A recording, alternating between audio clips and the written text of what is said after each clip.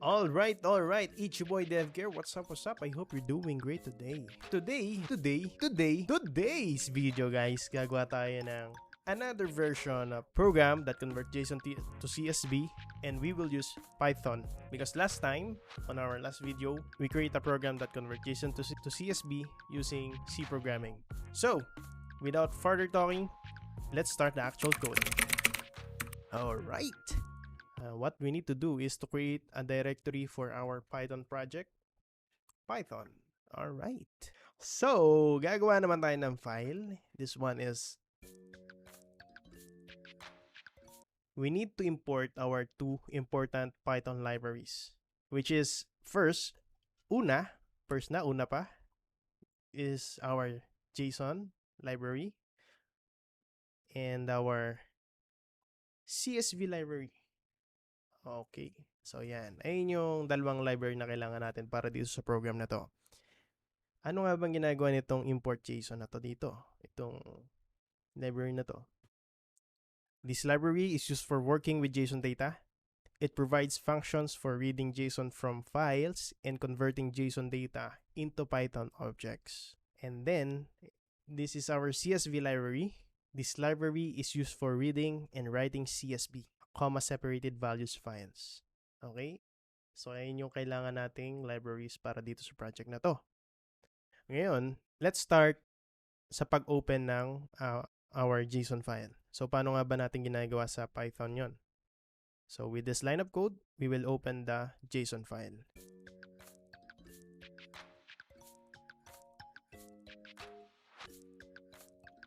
This is how we open our file.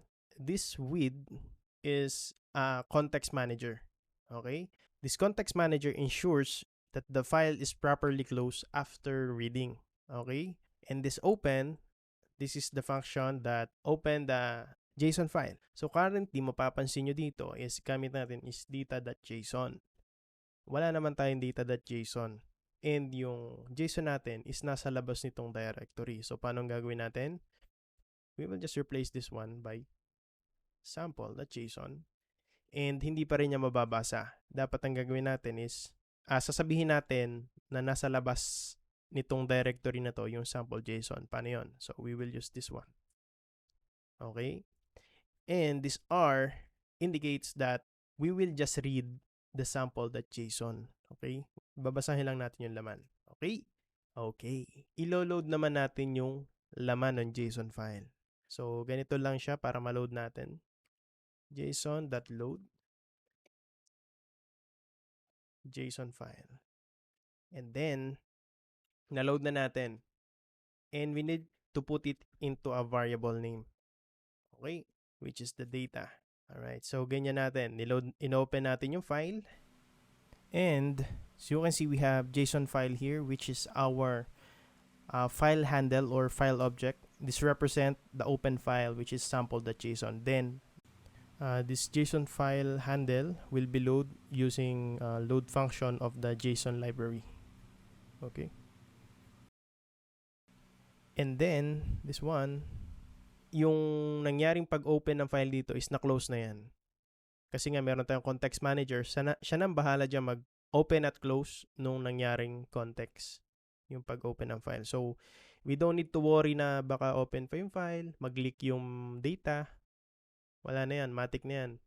Iko-close na yan ni context manager. So, let's move on our next part of the code. Ngayon, we need to specify the CSV file name for writing, which is CSV.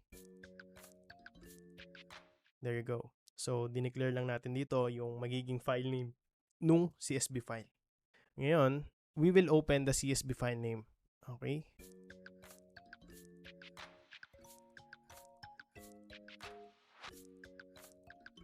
So, let me explain this part of this line. So, makikita nyo, same lang siya. Paano natin in-open yung sample.json. But, this time, gamit natin is write. W means write. Okay? Ibig sabihin kasi mag-insert tayo ng data. We need to write data on this data.csv. And meron tayong another property or arguments which is new line. What does it mean? So, this new line, this empty string, ensures that correct line endings are used when writing to the CSV file.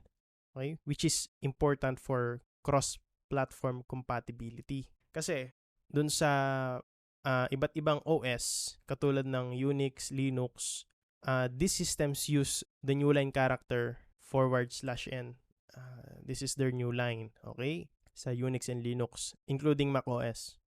And for the Windows, ganito natin dinedeclare yung new line, /r/n. So, ganyan. Ngayon, para maging compatible siya sa iba't ibang OS, iba't ibang platform, we will use empty string. So, yan. Kasi kung hindi natin na i-ensure yung compatibility, it might cause an error and different behavior of writing the file. And then, after that, we need to create a CSV writer object. Okay, so we set our writer, and then we need to first get the header. Kailangan may header yung CSV file natin. So, paano natin gagawin yon? Data 0, sabihin, ito yon, ito yung object na yon, and keys. Okay, ito yon, yung mga keys. Okay, dito na magsusulat ng row sa ating CSV file. So, yan. So, in-insert na natin yung data na nakuha natin, yung ating header, into our first row. Okay? Now, we will get the data of each object.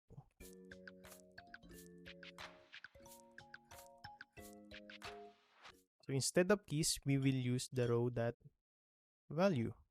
Ganyan lang natin kukuhain yung data. So, again, ang gagawin niya lang, itong data na to, ito yan, alam niya na kung ano yung value dito eh. So, we need to declare na lang kung ano ba yung kukunin natin. So, imbes na keys, we will get just only the values. Kasi nga, nakuha na natin yung key and value na lang kailangan natin. Okay? And for confirmation that we successfully created or converted JSON to CSV, we'll just use a print format. And then we can use a variable name. Hindi natin gamitin yan using this one. CSV file name. Okay, so pwede na natin gamitin yon dito sa ating print format. Diba? Okay. So, let's see kung na-convert nga guys. Open integrated values. Then, let's type Python, JSON, press tab, autocomplete, and press enter.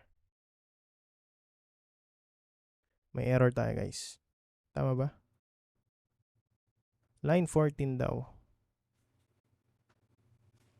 Okay, file key. Object has no attribute key. Okay, I'm sorry. These should be keys. Okay. Let's try again to run it. Sabi kasing plural. Okay, values.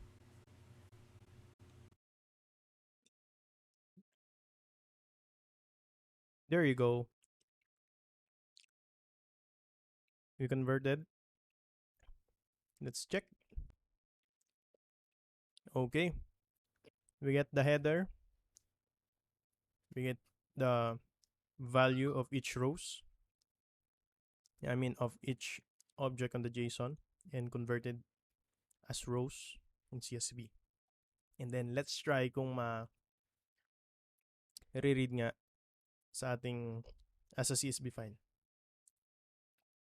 Import.